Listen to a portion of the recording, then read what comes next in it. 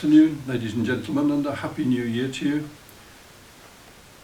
In June 2022, the domestic violence organisation Respect suffered a setback in that the programmes which they had been accrediting since about 2010 became or were decommissioned.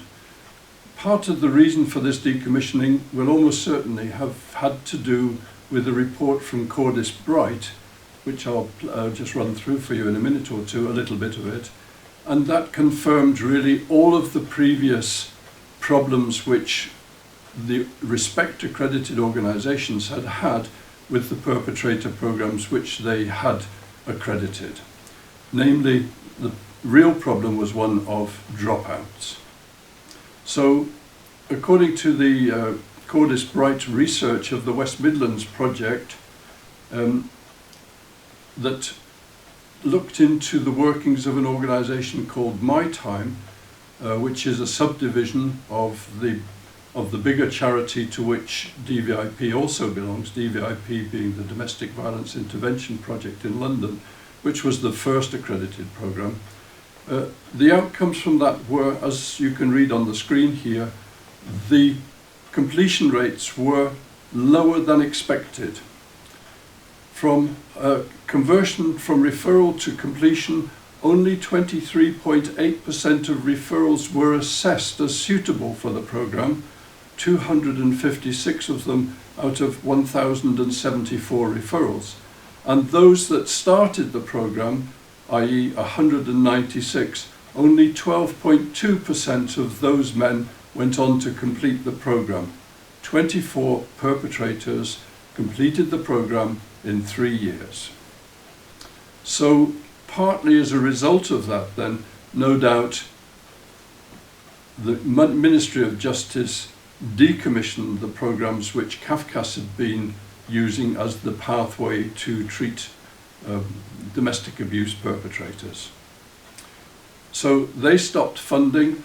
The last information that I had about CAFCAS funding was that they'd funded 909 places for £1.2 million in the previous year. They weren't able to tell me how many of the men completed that programme.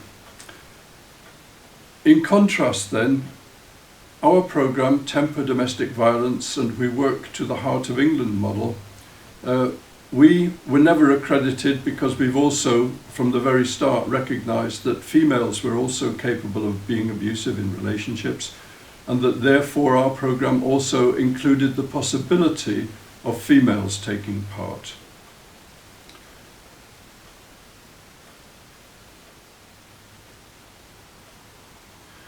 The Respect accredited programmes were 26 to 32 weeks long. And as you've already seen, very significant proportions of the men actually dropped out or failed to complete the programme. That evidence goes right the way through all of the programmes. And it echoes back to a time when Dr. Louise Dixon, in around 2011, wrote saying that the whole of the Respect programme was based on no evidence whatsoever. It had merely been put together by DVIP following the Duluth model and males engaged in a power and control struggle over females, to the patriarchy, basically. For the privilege of having 24 completions, the West Midlands Police and Fire Commissioner paid 3 times £350,000 to the service to actually produce that. I'm going to swap now programmes to another programme which illustrates the difference between the ways in which we work and the ways in which most of the accredited programmes worked. So the Heart of England model is the model which we developed starting in 1994 and running the first session in 1995. Since that time, obviously, we've learned a great deal about what's needed to be included, and I think one of the fundamental differences is that we worked very early with emotions, recognizing that emotions drive behavior rather than a desire for power and control over a partner, and that in probably 90% of the cases, what the people that attended needed to do was to learn how to regulate their emotions by learning to respond rather than to react. So this table, I'm not sure if you can see it particularly well, I hope so, if it's big enough, but it gives the kind of backgrounds where we work with what I would describe as therapeutically informed work, and the DAPPs worked with a political feminist, from a political feminist ideological background. So just scanning on down.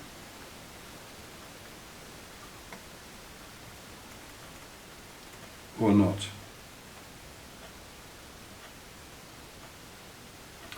I'm not sure if you can read the details of this, but of course you can stop the screen just to see the contrast between the ways in which we hold our content and the ways in which the accredited programs held their content.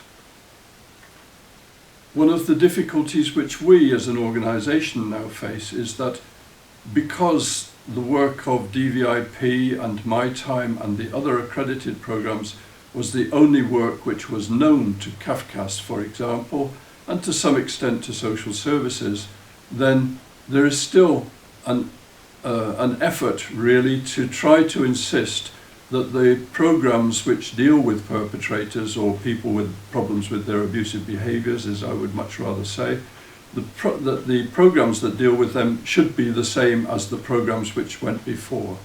And at one level, one can hear the utter nonsense of that.